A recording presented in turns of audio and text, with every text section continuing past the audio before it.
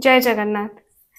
किए कुहे बृंदावन होली प्रसिद्ध, किए कुहे मथुरार होली प्रसिद्ध, आउ किए कुहे ब्रजर होली प्रसिद्ध। किंतु आपण केबे पुरी आछंती ए होली समय रे जेउठी भगवान मंदिर को छाड़ी भक्त मानक सहित होली खेलिया पई बरदंड को ओल्हे आसंती।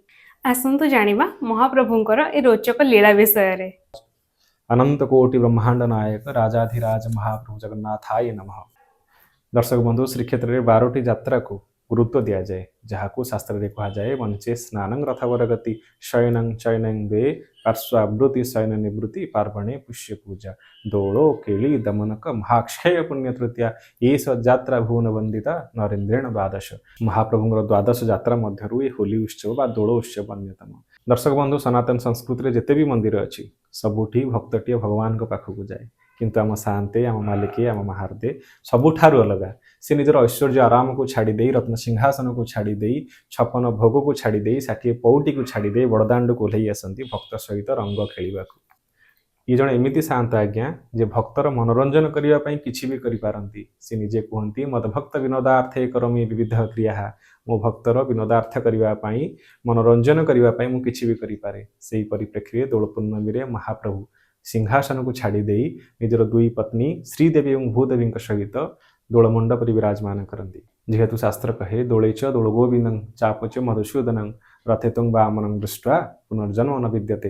जे हे महाप्रभु जदि मु आपन को दोल गोविंद रूप में दर्शन करुच्ची चापर मधुसूदन रूप में दर्शन करुच्ची अवसर परिप्रेक्षी में रथ यात्रा आपन को वामन रूप में दर्शन करुच्ची मुझे जन्म मृत्युर कालचक्र बाहरी जीवी।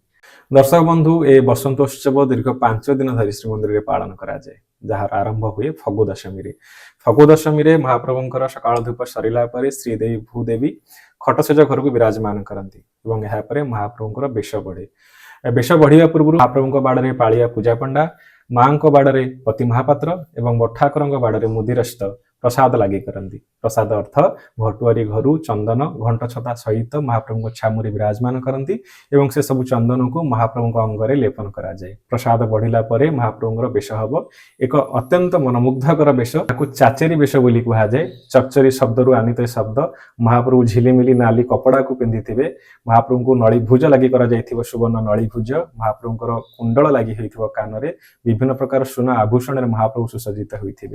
ये बेश बढ़िला पुणी थे श्रीदेवी भूदेवी सहित श्री दोलगोविंद सिंहासन विराजमान करेंगे। दर्शक बंधु एसहित एक जौडाब नीति जौडाब नीति कौन ना एक बेलून परिका कौन एक वस्तु भितर विभिन्न प्रकार फगु को अबीर को एवं चंदन कर्पूर को तादेह रखा महाप्रभु सम्मुखें फटई दिज्वे फाटिज विस्फोरण कर महाप्रभु श्रीअंग लगे महाप्रभु रंगाधर आहरी रंगीन हो सरला महाप्रभु बाड़े पूजा पंडा माँ बाड़े पति महापात्र एवं बठाकुर बाड़े मुदिरस्त फगु अंजलि अर्पण करेंगे। महाप्रभु ठार आज्ञामाल पाई भूदेवी श्रीदेवी और श्री दोलगोविंद बटमूले पालिंगी विराजमान करेंगे सेठारु से विराजमान करेंगे जगन्नाथ बल्लभ मठरे।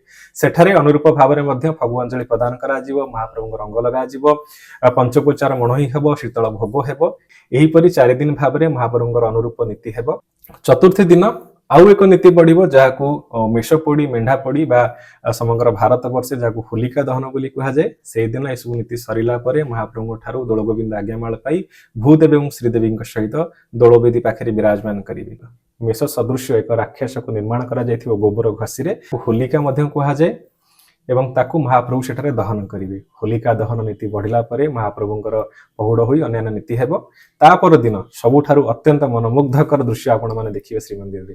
यही दिन महाप्रभु गोपाल बल्लभ सरला महाप्रभुंर अवकाश पूजा बढ़ी दोलगोविंद भूदेवी और श्रीदेवी महाप्रभु ठार आज्ञामाल पाई पालिंकी विराजमान करेंगे। पालिंकी विराजमान कलापर महाप्रभु फगु अंजलि प्रदान करा फगु अंजलि पाइला परे जेते भक्त सब थे महाप्रभु देहर अबीर बोलिबे और महाप्रभु निजर दुई पत्नी को दुई पार्श्व विराजमान कराई श्रीमंदिर को 7 थर बेढ़ा करेंगे। श्रीमंदिर 7 बेढ़ा सरला महाप्रभु बाहरी आसवे श्रीमंदिर बाहर को। आज्ञा अति मनमुग्धकर दृश्य हजार हजार श्रद्धालु महाप्रभु को अबीर लगाउथिबे महाप्रभु को ऊपर को अबीर फोपाडुथिबे से अबीर पुणी आसी भक्त मान देहरे लागुथिबो महाप्रभु रंगीन होउथिबे। महाप्रभु श्रीमंदिर को परिक्रमा कर सारा दोलवेदी पाखे उपस्थित हेबे। दोलवेदी को 7 थर परिक्रमा करेंगे और दोलवेदी को परिक्रमा कर सारा दोलवेदी रे उठिबे। दोल को जो सेठी जो दोलटी लगा जाइथिबो जो दोलीटी लगा जाइथिबो ताकू 7 थर परिक्रमा करेंगे। परिक्रमा कला महाप्रभु निज दुई पत्नी को धरी से झूलार ରଥरे ବା से झुलणରେ विराजमान करिवे। दर्शक बंधु ये एमिति गोटे यात्रा ଯେଉଁଠାରେ ମହାପ୍ରଭୁଙ୍କର ତ୍ରିଧୂପ ଅର୍ଥାତ୍ ସକାଳ ଧୂପ, ମଧ୍ୟାହ୍ନ ଧୂପ ଏବଂ ସନ୍ଧ୍ୟା ଧୂପ ଷୋଡ଼ଶୋପଚାରରେ ବାହାରେ ମନ୍ଦିର ବାହାରେ ମହାପ୍ରଭୁଙ୍କୁ ଅର୍ପଣ କରାଯିବ। ଦର୍ଶକ ବନ୍ଧୁ ଯେତେବେଳେ ମହାପ୍ରଭୁ ମନ୍ଦିର ବାହାରକୁ ଆସନ୍ତି ସାଧାରଣତଃ ପଞ୍ଚୋପଚାରରେ କେବଳ ଶୁଖିଲା ଭୋଗ ମହାପ୍ରଭୁଙ୍କୁ ଅର୍ପଣ କରାଯାଏ। ମହାପ୍ରଭୁଙ୍କ ଗର୍ଭଗୃହରେ ଆଉ ଏକ ରୋଚକ ଦୃଶ୍ୟ ଆପଣ ଦେଖିବେ ମହାପ୍ରଭୁଙ୍କର ସୁନାବେଶ।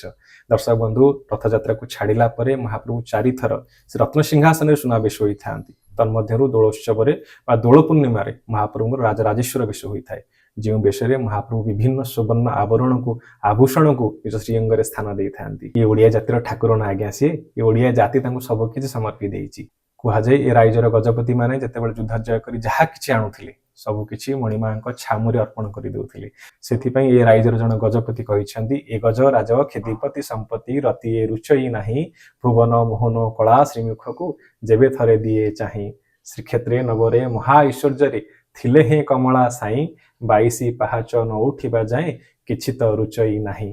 ତେଣୁ ଏ ଜାତିର ଗଜପତି ମାନେ ମଧ୍ୟ ମହାପ୍ରଭୁଙ୍କ ଛାମୁରେ ନିଜକୁ ନିଉଛାଳି କରିଦେଇଛନ୍ତି। ଦର୍ଶକ ବନ୍ଧୁ କହି ରଖୁ ଏବେ ଦୋଳ ଉତ୍ସବରେ ଦୋଳଗୋବିନ୍ଦ ଏବଂ ଶ୍ରୀଦେବୀ ଭୂଦେବୀ ବିରାଜମାନ କରୁଛନ୍ତି, କିନ୍ତୁ ଅତୀତରେ କୁହାଯାଏ ଦ୍ୱାଦଶ ଶତାବ୍ଦୀ ପର୍ଯ୍ୟନ୍ତ ଦ୍ୱିତୀୟ ଭାନୁଦେବଙ୍କ ପର୍ଯ୍ୟନ୍ତ ଦୋଳବେଦୀକୁ ମହାପ୍ରଭୁ ସ୍ୱଶରୀରରେ ଆସୁଥିଲେ, ଅର୍ଥାତ୍ ଶ୍ରୀ ଜଗନ୍ନାଥ ଦୋଳବେଦୀରେ ବିରାଜମାନ କରୁଥିଲେ। କିଛି ଅଘଟଣ ଘଟିବାରୁ ଅର୍ଥାତ୍ କେଉଁ ଏକ ବର୍ଷ ମହାପ୍ରଭୁ ଦୋଳିରେ ବିରାଜମାନ କରିଥିବା ସମୟରେ ଦୋଳିଟି ଛିଡ଼ି ପଡ଼ିଲା ଏବଂ ମହାପ୍ରଭୁଙ୍କର ଶ୍ରୀଭୁଜରେ ଆଘାତ ଲାଗିଲା। ସେବେଠାରୁ ମହାପ୍ରଭୁ ପ୍ରତ୍ୟକ୍ଷ ରୂପରେ ଦୋଳବେଦୀରେ ବିରାଜମାନ କରୁନାହାନ୍ତି, ତାଙ୍କର ପ୍ରତିନିଧି ସ୍ୱରୂପ ଦୋଳଗୋବିନ୍ଦ ବିରାଜମାନ କରୁଛନ୍ତି। ତାହେଲେ ଆସନ୍ତୁ ଏହି ଉତ୍ସବରେ ସାମିଲ ହେବା ଏବଂ ଦେଖିବା ଆମ ଶ୍ରୀକ୍ଷେତ୍ର ଆମ ପୁରୁଷୋତ୍ତମ କ୍ଷେତ୍ର କିପରି ଧୁମଧାମ ସହିତ ହୋଲିକି ପାଳନ କରୁଛି। ଜୟ ଜଗନ୍ନାଥ।